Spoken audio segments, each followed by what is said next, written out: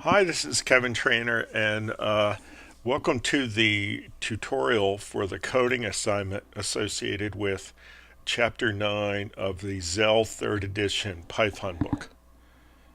And in Chapter 9, we introduced one new language feature, the random module.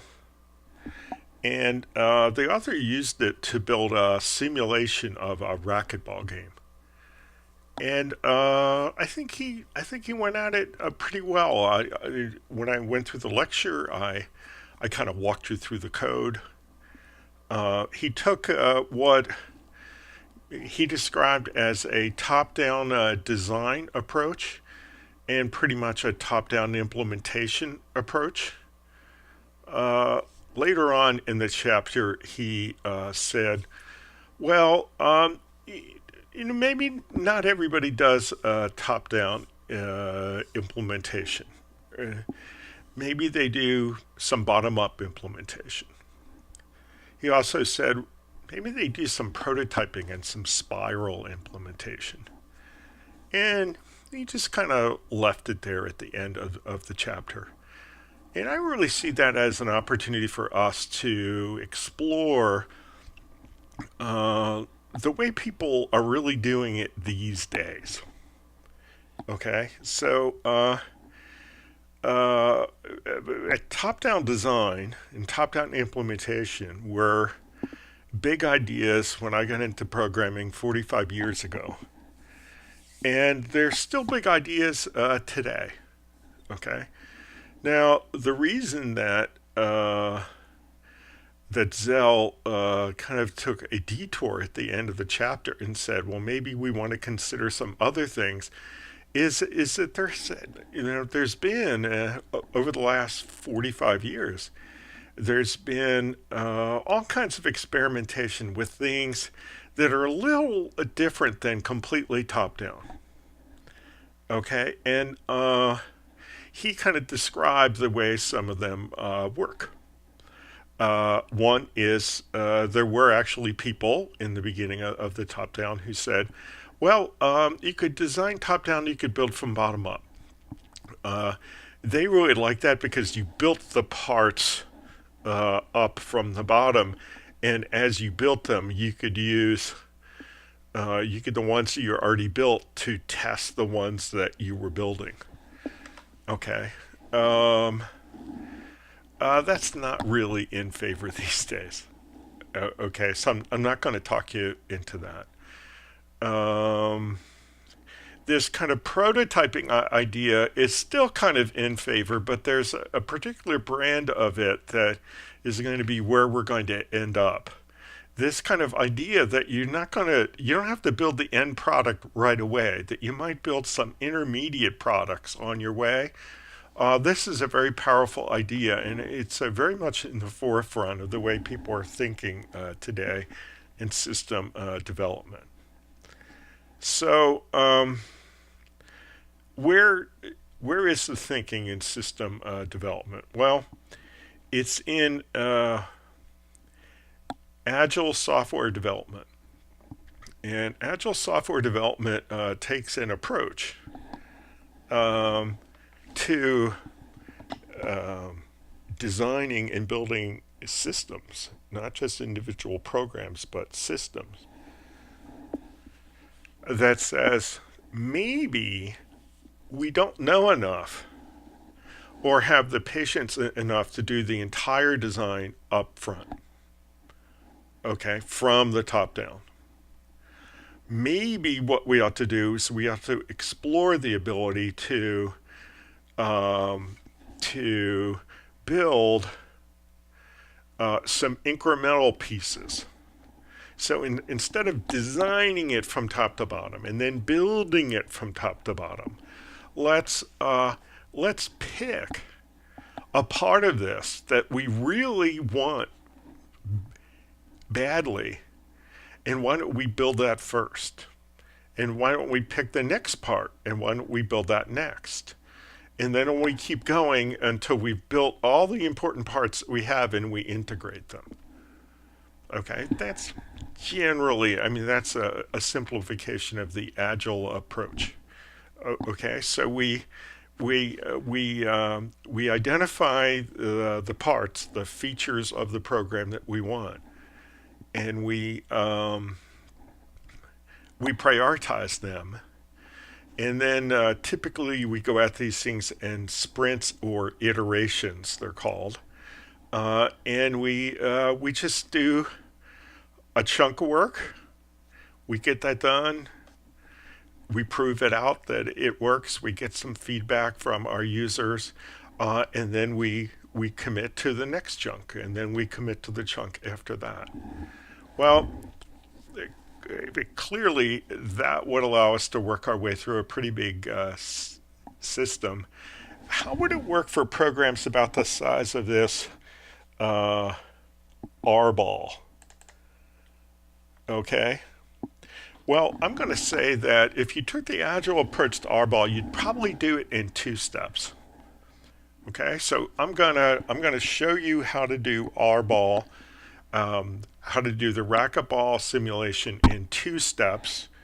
Okay, because I've already done it, and I'm going to explain why that makes sense and why taking this kind of approach to programming is kind of empowering, right?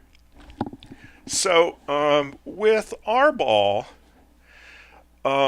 it, it it does, I think, a really nice job. Here are the things that I like about the code that we have here. First of all, let's get it to run. Okay, so we're going to run it. Probability that a player A wins the serve, 0.5. Probability that player B wins the serve, 0.5. How many games? 20,000. Interesting, A always wins, and that's because he serves first. Okay. We could improve the fairness of this game. Okay. In this game, if the players are equal, A always is going to win because A serves first. So we're not going to worry about that flaw right now, but it's there. Okay. So when we're designing software, okay, we want it to we want we want to take our code, we want to divide it up into functions thoughtfully, right?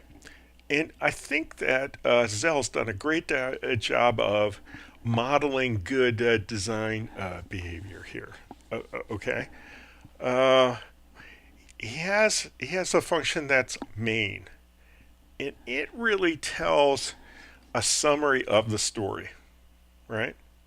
Print intro, get inputs, sim end games, print summary. Boom, we're done. Okay? And then if you look at the the functions that he created, they I'd say that they score well on two things that I hope I mentioned before in the course. What we want when we're allocating our code to code modules, in this case functions, uh, we want high cohesion and low coupling. So what's cohesion? Well, cohesion is all the code in the function is about the same thing. Okay, this is so the function does one thing, right? Um, so let's look at these. Look at the main. Does it do one thing? Well, it's doing a lot of things. But the one thing that it does is it tells the narrative story. So that's really one thing. Just reciting the narrative and orchestrating the action is one thing. Okay, so that's pretty cohesive. Printing the intro, pretty cohesive. Getting the inputs, it's a little bit artificial. These inputs are not all about the same thing. Okay, but that's okay. Uh, it's a thing we have to do around the same time, so we'll group them together. Uh, Simulate N games. I don't think it's all that well named, but we're going to simulate a series of games. Simulate one game, that makes a lot of sense. That's really compact and forceful. We have the code to decide whether the game's over, and we have the code to print the summary. So I would say that these are all very cohesive, and they also have this other quality that we look for, the second of the two, low coupling. What's coupling? The functions should know very little about each other. Okay, in the chapter, when we're going through the lecture, you can see that the top down structure chart emphasized what's the interface of the module or the function. Okay, and the interface was what are the parameters we're passing in, what are the return values we're getting back. Okay, so it's really important that these things be designed well. Okay, uh, now well-defined functions have really sharp interfaces that reflect their one-purposeness, their cohesion. So, for instance, simulate one game gets the probability that A is going to win their serve compared to and the probability that B is going to win their serve. That's all the inputs it needs. What does it return? The score for A and the score for B. That's really well defined. That's beauty right there. Okay. So, uh, do does the code that calls it, does it know about the inner workings of simulate one game? No, not really. It calls it, it gives the probabilities, and it gets the answer back. Okay, that's the definition of low coupling, right? So this is a beautiful program. It really is. For some people, it would be a little hard to write because it's done in one fell swoop. We talked about, well, we could simulate one game and then build it up into many, but we didn't really do it. What would it look like if we did it that way? Well, I have a version here called Simulate One Game. Okay, and let me make it a little bit bigger. But here's what I did. I took the code out of R-ball, which I didn't think was well named, and I created a whole new piece of code called Simulate One Game. Okay, and it has a main. Let's see what the main does. It prints a, a description. Okay, it gets the inputs. It doesn't need to get the number of games because we're only simulating one game, so just probability A and probability B. It simulates one racquetball game, passes in probability A, probability B. I've cleaned up the names so that they conform to Python's current style guidelines. What do we get back? We get back the score for A and the score for B, and then we just have to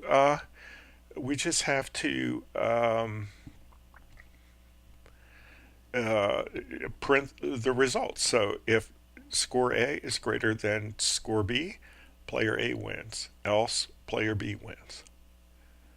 Okay. Now, let's say that we were going to do this top down. Okay? How do we do that? Well, let's simulate that by toggling all the rest of the code uh, into a comment. there's an approach. It was originally called stubbing, and it works like this. Okay, we need code for get inputs.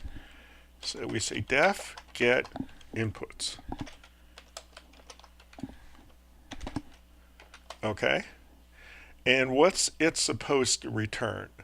The probability that A will win their serve and the probability that B will win their serve. And you know what we can do? The first thing we do is we simply fake it. Okay, we say return 0.5, comma 0.5. That's all that needs. Okay. So what we do is we create a dummy version of get inputs. This is classic top-down implementation. That's something that we really weren't shown in chapter 9. Okay.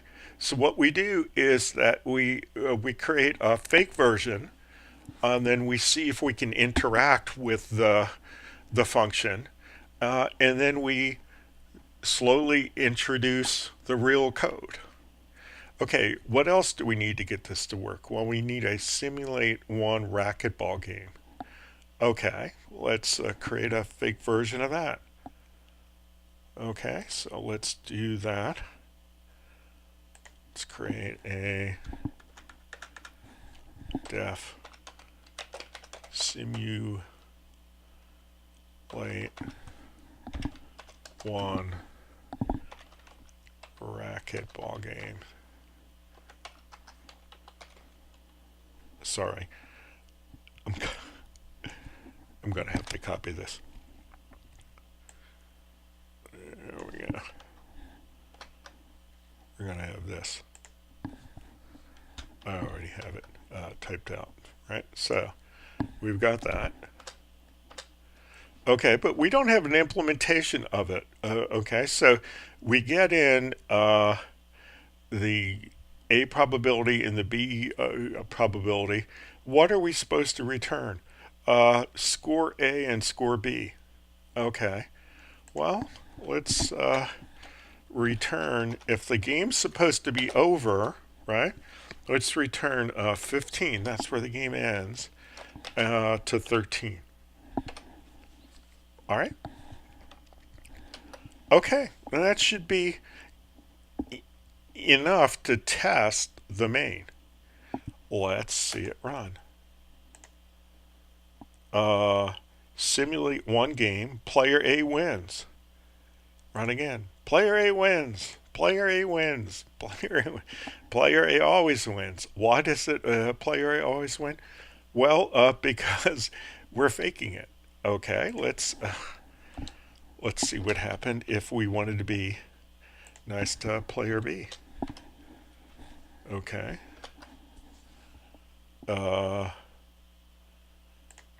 Player B wins. Player B wins. Okay. This looks okay. So we're going to very slowly replace these with the real implementations. Okay, so you can do some testing of this overall orchestration code that we have in main just by creating stub versions of the methods of the functions that it calls. Okay? Then what do? Well, you very slowly build them up. Okay, so what could we do? Well, we could, let's look at get inputs. It's not that hard. Okay, so let's just look at that. Toggle get inputs into that, and I'm just going to take get inputs and cut it, and I'm going to paste it over get inputs. Okay, I've got that. All right, that's good. All right. All right, simulate one racquetball game. Okay. Now, let's say that we figured out this code. Okay, we've dummied it out. Now we figure out this code for simulate one racquetball game. So let's let's toggle this off. Okay. And let's put this here. Okay, so now we have code for a simulate one racquetball game. It's still going to call things that we don't have. Okay, so how do we top-down test it if it's going to call things that we don't have? I'm sorry, I took that. The is game over. I changed the name of game over to is game over. All right, so it's calling is game over to find out whether the game's over. Okay, so how are we going to do this? Well, what we can do is we can simply fake it. Okay, so what you can do is you can say, oh, is game over, def is game over. We're just going to say, let's return true. The game's over. Does it behave the right way? Well, let's see. Probability. Now we're asking for probability, 0.5, 0.5. Player B wins. Okay. Why did player B win? Well, because the score was 0-0. Okay, so we said if the score of A was greater than the score of B, player A wins. Well, that wasn't true. They're both 0. Then it said player B wins. Oh, okay, that's not what we want. Now, if we turn this to false, we're just going to get an infinite loop. All right? Because we're going to say while not is game over, and we're just going to get an infinite loop. But let's try that. Okay. 0.5. 0.5. Now we're just rolling around. Whoops, we didn't want to do that. Okay, we stopped that. Okay, so what could we do here? Well, it's not so hard to write the code. You know, the code for this is not that hard. If we wanted to phony up the code, we could actually do a rand int 1 or 2. And if the random int was 1, we'd say it was over. If not, we'd say it was not. It's probably not worth doing. Okay, let's just add that code though. Now we're going to add this code.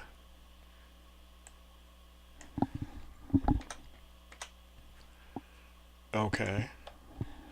Now we've added this code, and I think we're done.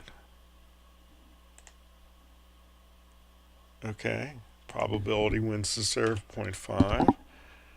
B wins the serve, 0.5. Player B wins. Let's make sure B's not winning all the time. 0.5, 0.5. Player A wins. Okay. So what we've done here is that we've actually built a simulation of a racquetball game. Okay, one game. Okay, now we can come back, we can show that to the user, and we can say, okay, I can simulate one racquetball game now. Let's just kind of sit down and see how this works. And do you think this behaves the way you're expecting it to behave? Let's take a walkthrough, and we say, here's the code, and we say 0.5 and 0.5. Okay. And they might say, okay, maybe the problem is I don't see the score. Okay, maybe I need to see the score. So they might say, in this version, we're going to need to see the score. Let's say print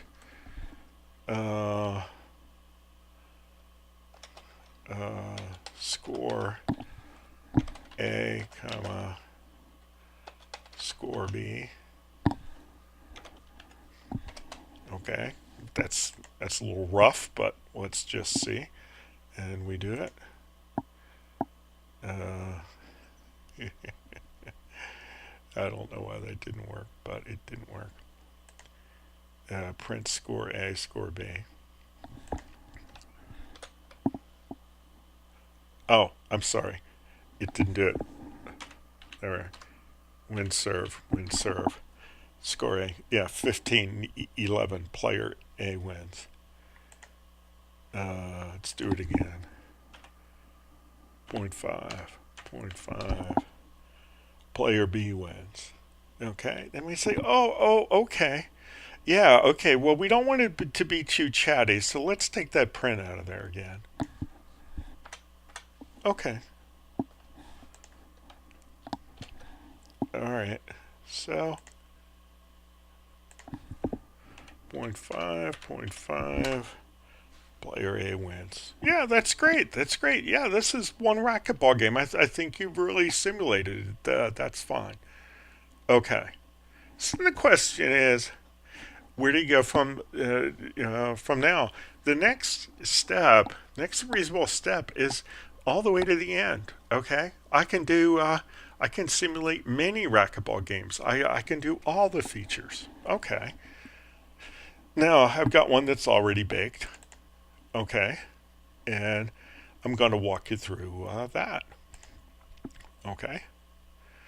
So again, it looks kind of similar to that the R-ball code that we started with, except I've done a lot of refactoring to improve the naming of things. Okay. So what does it have? Well, the main, again, it's pretty cohesive. It tells the story. It tells a summary story of the program. Print the intro, get the inputs, simulate many racquetball games. Okay, we have to pass the quantity of the games and the two probabilities.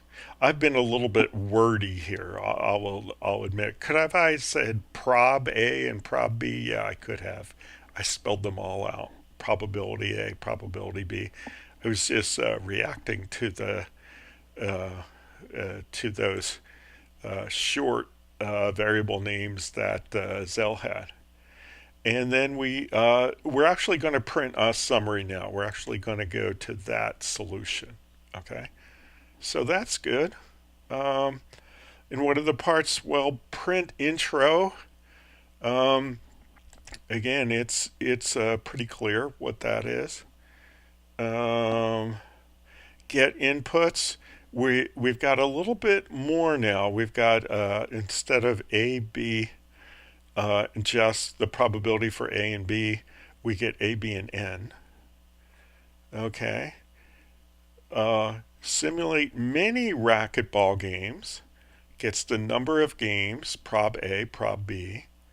It goes around. We've seen that code before. That came right out of the last. No, it didn't come right out of the last version. This is the new code from that I improved from R-ball. Simulate one racquetball game is pretty much the code that I had in the other program. I just copied it in. Is game over? Same deal. Print summary. This is pretty much the code that was in the R-ball game. I have refactored the names. Okay, so how would we do this top down? Again, that's the thing. Top down is the way to go. The problem with bottom up is you're going to be building a lot of things that you may never use, or you may not understand their interface. So just you can clearly go top down. So let's see. The first thing we need is we need a print intro, right? Well, that's not so hard. We're going to borrow that header, right? So what can we do to stub this out? We can say print intro, and we'll just we'll actually say print intro. How's that? All right, that's done. We have to have a get, so we resolve that problem. We need a get inputs. Okay, let's have a get inputs.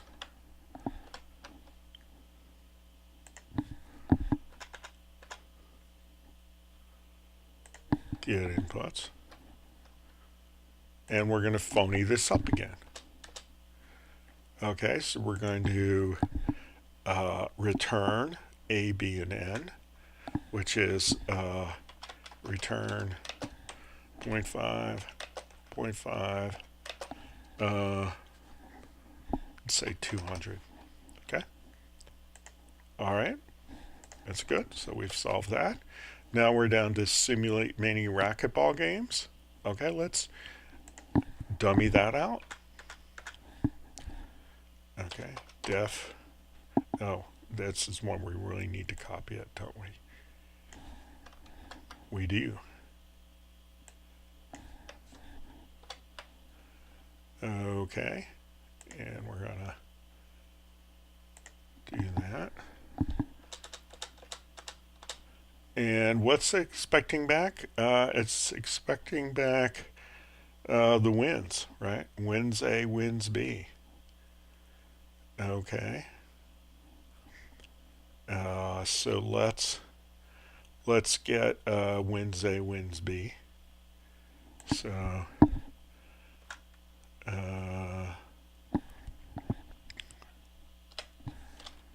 return. If we did 200 games, we'd expect about 100 each. 100, 100. Okay.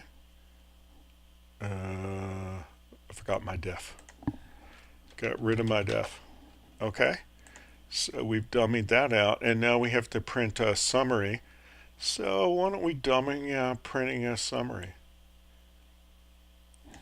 Can create a stub for that. Okay. So create a stub for print summary.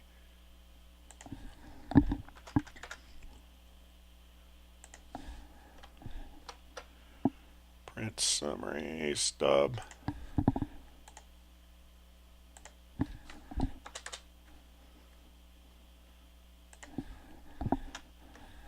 And we're going to print, and we'll do the same deal. Print summary. Okay.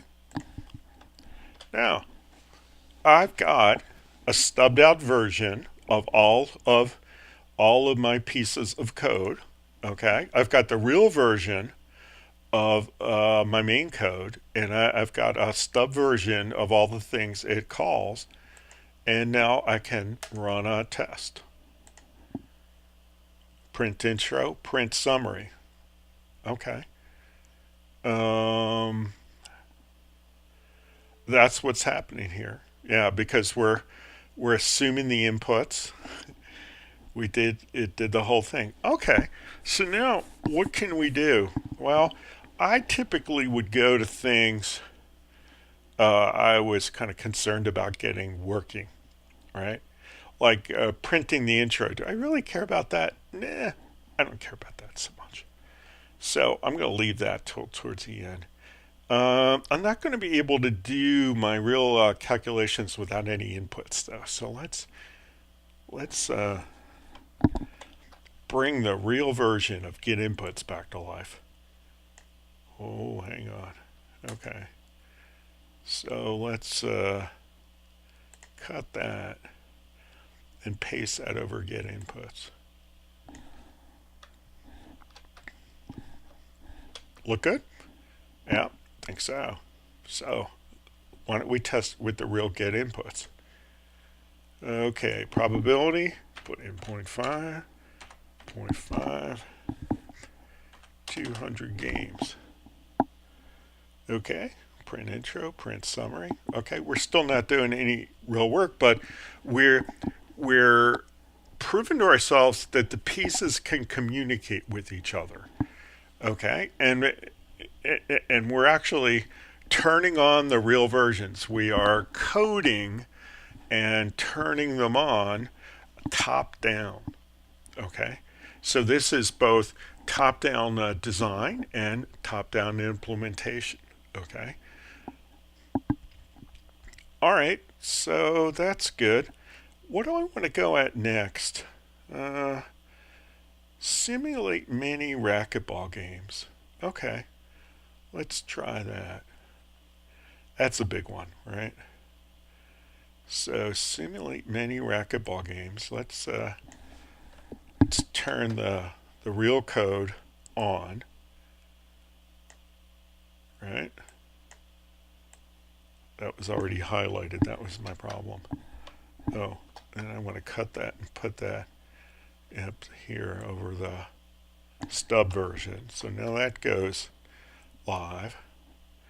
Oh, now that calls simulate one racquetball game. Well, okay, now I need one of those. So let's come up with a stub version of that.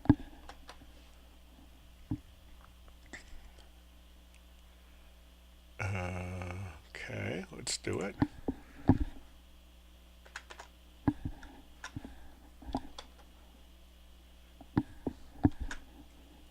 Simulate one racquetball game. Very good. That looks good.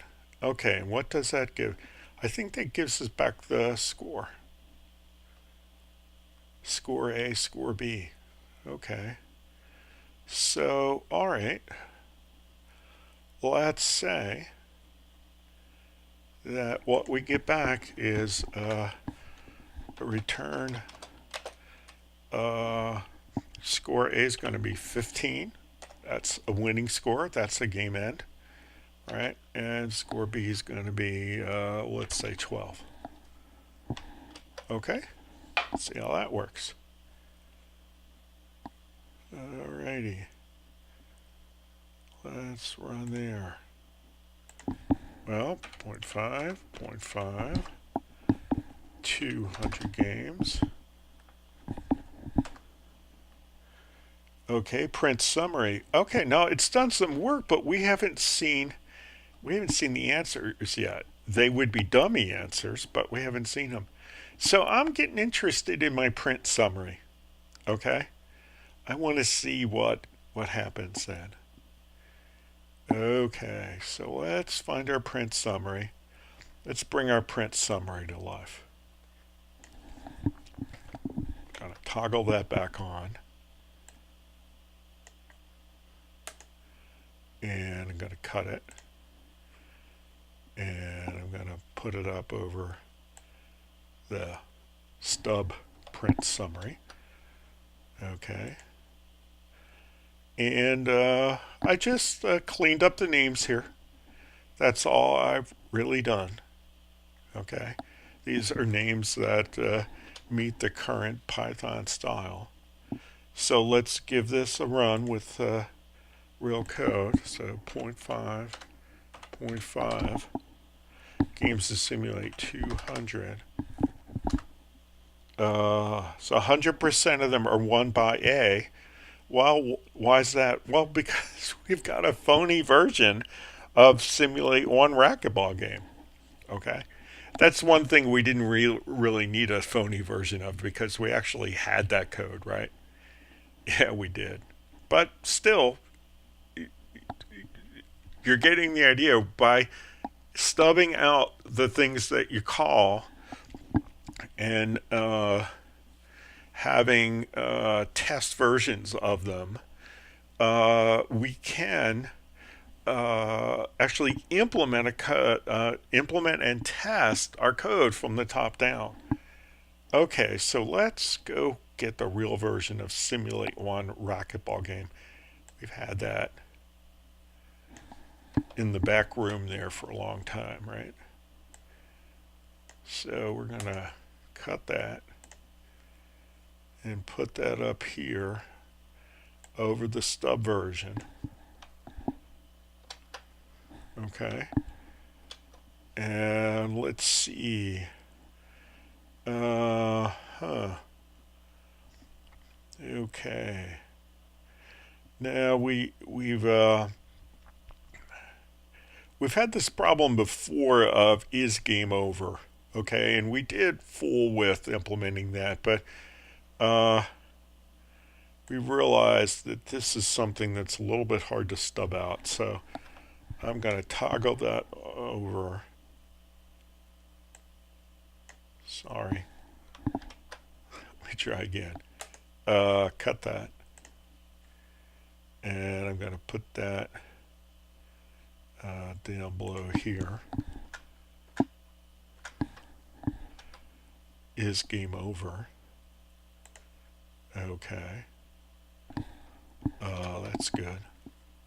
Now we're pretty close. So I think we have everything but the intro is real code. But so let's run here. Probability 0.5. 0.5. Games to simulate. Let's just say 200. Okay. That's pretty close. Again, this isn't really a fair game because player A gets to serve first all the time. So we're not fixing that problem. Okay, because it's not a program architecture problem. It's not a fun problem right now. Okay, well that seems to be behaving well. Okay, so let's just do the real intro. Okay, so let's cut that out of there. Paste it over the stub version of the intro. Okay, that looks good.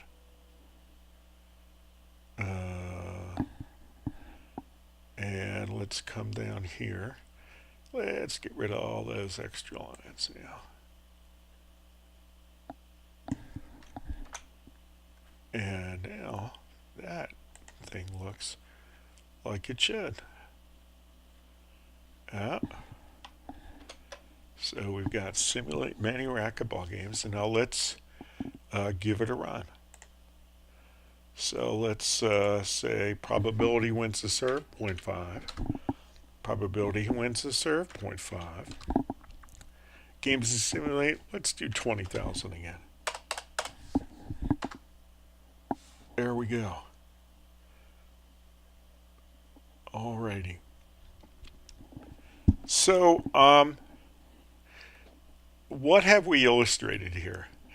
We have illustrated that sometimes when we've got when we're trying to design some software code, sometimes it's going to be too big to design it all at once, for us to understand it all at once. Okay, and a really interesting thing to do is to just get started. This is this kind of agile approach. Okay, so pick a really big feature that you know you want and build the real version of it, like we built simulate one game. Okay, design and build it from the top down. Okay, to the extent that you're building it from the top down and you don't have the lower level code, stub out the lower level code as you're going down. Okay, and then replace the stubs with real code that you code by hand instead of copying it like I did. Okay, and then when you get done, you have a real feature. Okay, then having got this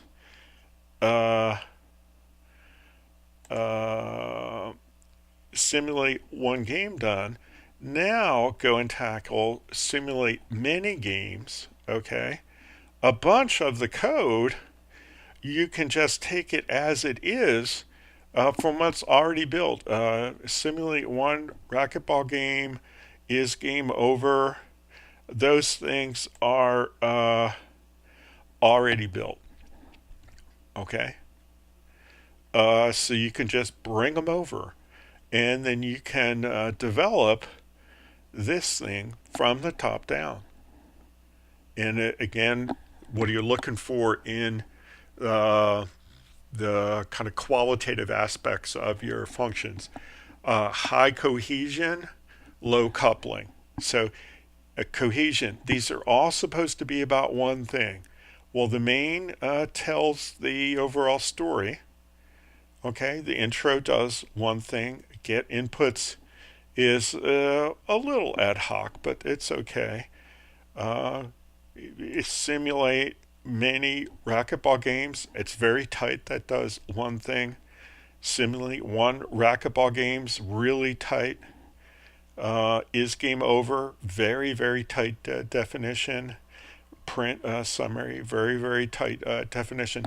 They all do one thing. They all have very high cohesion. Okay. And they also have a minimum amount of information in them about their neighbors. Okay, they all only have code that relies on the interface of the functions that they call. What do I have to pass it? What does it give me back? They don't know. They aren't really relying upon any knowledge of how the called code works internally. That's why they have low coupling. Okay, they're beautiful. And so this takes a little bit more time to do it in two pieces than to do it in one. But the fact is that people, as they get to build bigger and bigger things, what happens is that they get to the point where they just get stuck. They get stuck in the design phase. Okay, in this kind of approach where we break it down and pick something to build, and then the next version to build, and then the next version to build. This is the agile approach. It gets us unstuck from that kind of design paralysis that tends to set in as soon as programs start to get complex. So I think all these ideas are going to help you a lot in your coding assignment. And you're going to be building a fun game. Beat that. It's a dice game for children. It's a lot of fun. And good luck with that, and I'll see you next time. Bye bye.